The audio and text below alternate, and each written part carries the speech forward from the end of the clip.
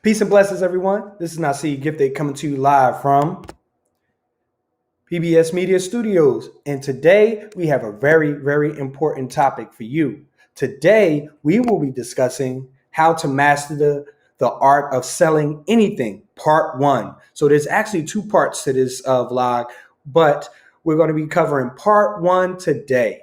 So once again, I just want to quickly introduce myself. My name is Naseed Gifted. I am an educator, an engineer, and writer of a Afrofuturism series called PB Soldier. And we're going to go through this whole number of steps of how to master the art of selling anything. But first, let me just share a quick story with you. So upon learning this information that I learned from Tom Hopkins' presentation on the art of selling anything, I have to share a personal experience. So it's about 2 years ago, maybe 3 years ago, we are doing a Comic-Con circuit, selling comic books all over the country, basically. I go to Maryland, Silver Springs, Maryland, where we go to CreatorCon. CreatorCon, man, it was a phenomenal event. You had hundreds of individuals there. But what happened was, I got my presentation, got my regular flow and everything. And to be honest, I didn't sell not one book. I'm talking about one book, one poster, nothing. So, you got to imagine driving 3 hours from New Jersey to Maryland, go down there, you set up your presentation, and then you just don't sell anything. So with that, I had to do a lot of reflecting. And when I did a lot of reflecting, based on that, I actually did some research. So upon that research, I stumbled upon the master of art of selling anything. So regardless of where I go, with the setup, that we are able to be successful. And we're not talking about just selling product. We're talking about selling ideas, selling your relationship, all of those things. This all is inclusive in this presentation for today. So I'm ready. I hope you're ready. But before we get started, please put your name and location in the comments below. Put your name and location in the comments below. Also, if you like the content, please make sure you share this, tag a friend, that needs this presentation in order to be successful, especially as entrepreneurs, and even in your relationships. You need to be able to use some of these techniques as well as concepts to be able to, flourish in your relationship, in the art of selling, all of those things.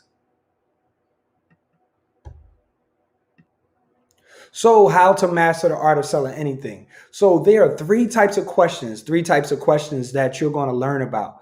One is the tie down. Two is the double-headed question, and three is the porcupine. So the porcupine, it's like a hot potato. You got to catch it and then throw it right back. So we're going to talk about all three types. So the tie down question is a question that demands a yes response. So for example, if you're talking about you want to own a quality product, don't you? That's going to demand a yes response. And then when we talk about tie-down questions, when you're doing a presentation, you only want to use one tie-down per half an hour or two per hour for every hour of the presentation. So if you have a 2-hour presentation, you only want to use 4 tie-down questions that requires or demands a yes response. The second type of question that you want to do is the double-headed question. You always get a time where you actually have an opportunity to meet with an individual, right? And you give them all of these options. And you say, hey, I would like to meet with you. And they was like, oh, I'm tied up, or whatever the case may be. But what you want to do is you want to ask a two-headed question. So the two-headed question is something like this. Would you like for me to meet you in your office or meet you at home? See, now you done gave them a requirement, a choice of, one or two things. And then if neither one of those, they will give you what works for them. Also, if you're, setting up a meeting for the first time, One example of that also would be, does Tuesday afternoon or Thursday morning work for you? Now, if neither one of those work, they'll let you know, well, maybe Friday morning. Now you are getting the response that you're looking for. So that's what a two-headed question looks like. All right.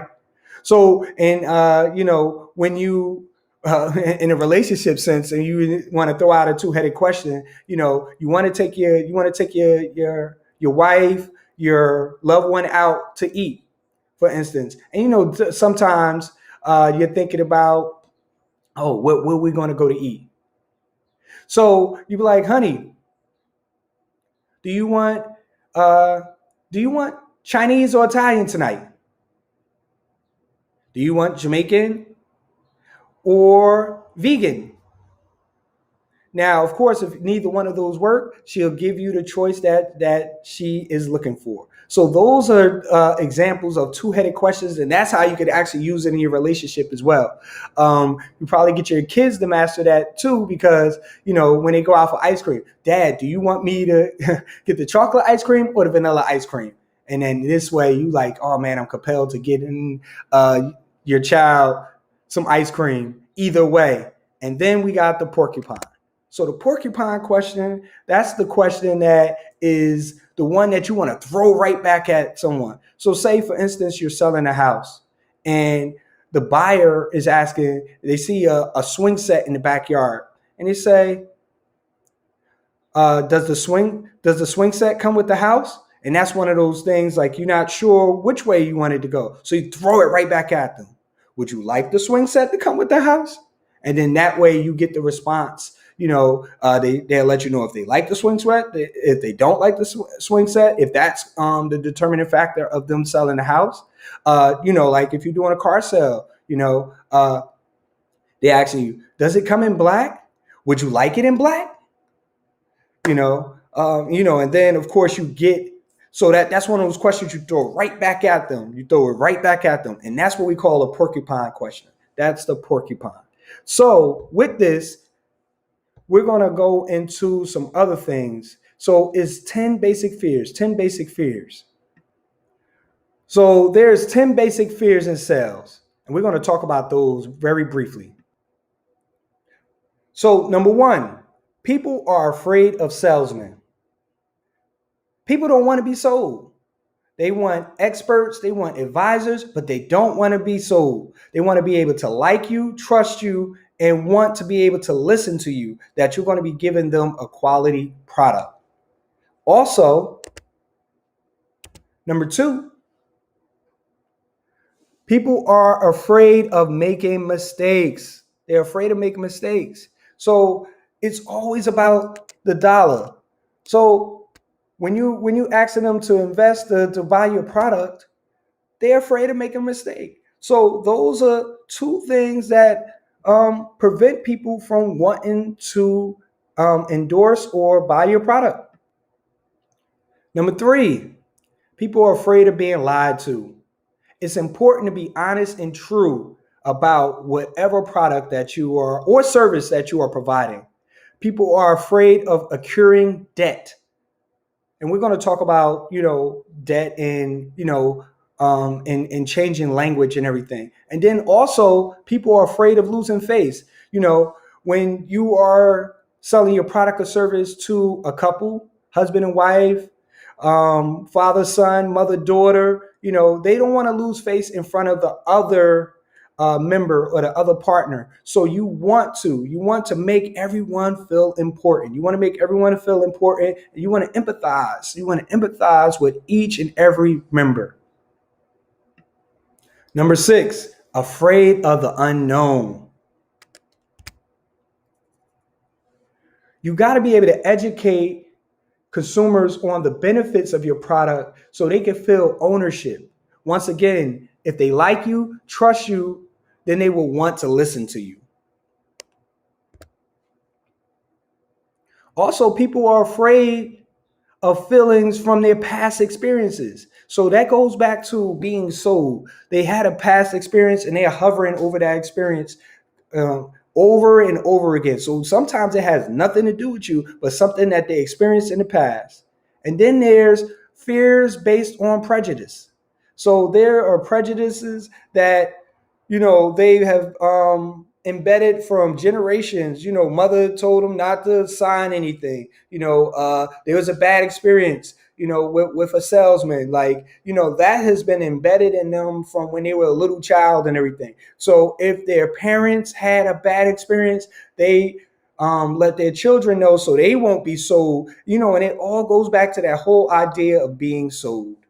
And once again, if they like you, trust you, then they will want to listen to you. And then you also are always educating the consumer on the benefits and always being honest about your product. Always being honest about your product. You don't want to give them the miracle drug or anything like that and give them stuff that it doesn't do.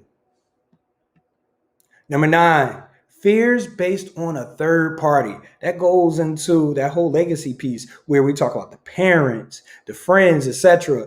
Or how will my friends feel if I purchase this product or service?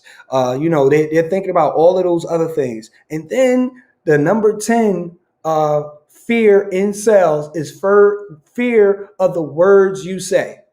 So that is where we're going to talk about in part 2 about there are 8 words to avoid in sales. So when we talk about cost or price, down payment, those things get people like real jittery and everything. So those are the 10 basic fears in sales. I hope you enjoyed this. Hey, like it, share it, tag a friend if they need this information. We are constantly putting out content each and every week. So we thank you all for tuning in. Tune in next week as we are going to cover how to master the art of selling anything, part 2. Remember, stay focused and always resist. Peace.